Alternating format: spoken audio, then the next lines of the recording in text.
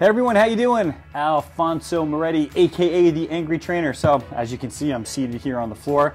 This is going to be just a straight up abdominal workout. This is just going to be a little abdominal blast. Now I am going to recommend that you do this at the end of your workout. Don't do it before your workout. When you think about your abs, you have to remember that they help to stabilize your spine. So you don't really want to do abs in the beginning of your workout, because then you're going to kind of be weaker going through the rest of like your bigger lifts, your other exercises. So I'd save this to the last. I call this abs almighty. All right, and what we're going to start with is called, basically it's a crunch swivel. So crunches get a little boring, so we're going to spice it up a little bit. So here's what you're going to do. You're going to just lay back on the floor.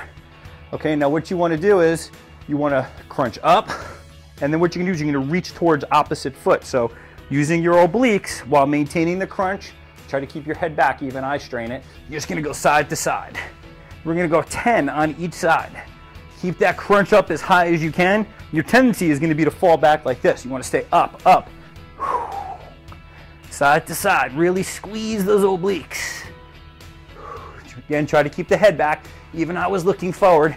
It helps if you pick a spot back on the ceiling to keep your head back, side to side.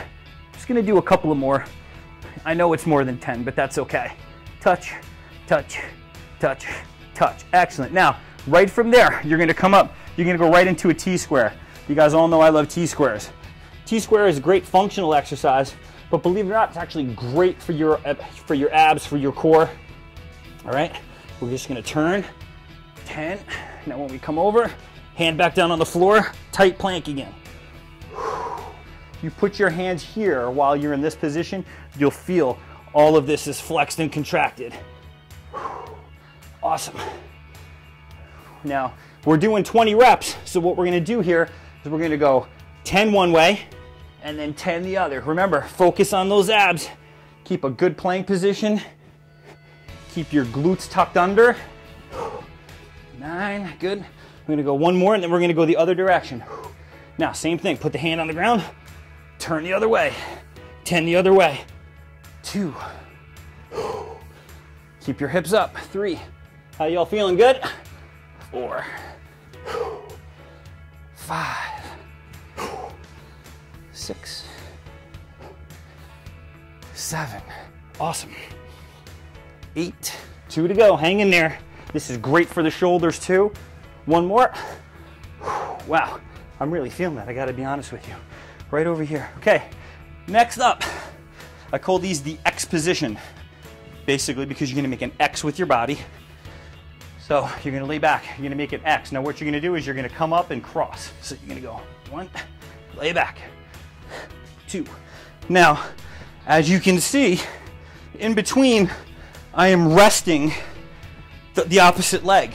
Now, if you have really strong abs, if you have a really strong core, you can do it like this, where your feet stay up the entire time. And I can tell you that that makes it much more difficult, as you can hear in my breathing. I'm gonna go back to the regular a little bit. I think that's 13. So this is basically like a V up, but you're crossing over and you want to reach for the toe. Don't ask me why. Reaching for the ankle is a little different. Your abs should be screaming by now. Mine are, trust me. We got one more each way. Up. Last one, X, up. Okay, this is another one I learned. This is called rocking abdominals. Okay, and here's what you do.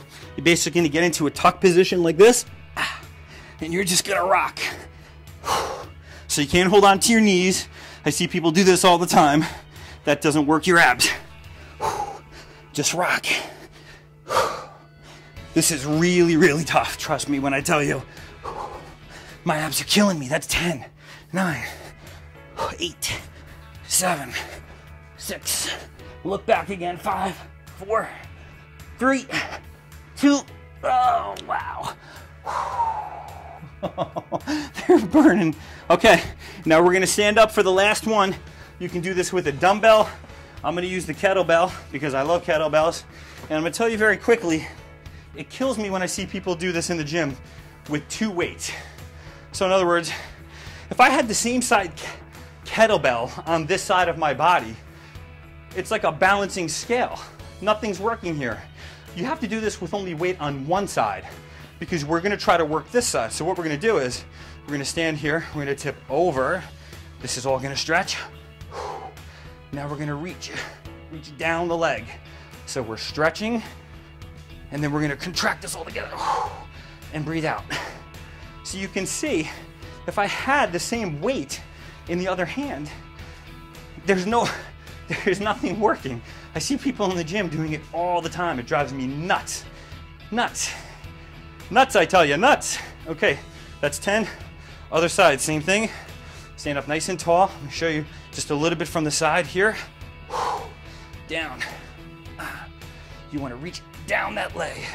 Keep your torso straight. Reach. You're just pulling the weight over. 6.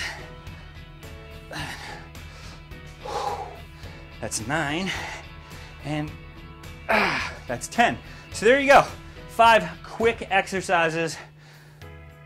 Right now my abs are sore and they're pumped and they're tight. You go through that 2 or 3 times, that's all you need for abs. We had a little bit of functional training, we had a little bit of traditional abdominal training in there, and some stuff that's a little bit out of the realm of what you normally do. Check those out. You too will be on your way to a 6-pack if you eat correctly. You know, no exercise will change the way your stomach looks if you don't eat correctly and lose the fat that's covering it. So there you go. Till next time, be well, stay angry.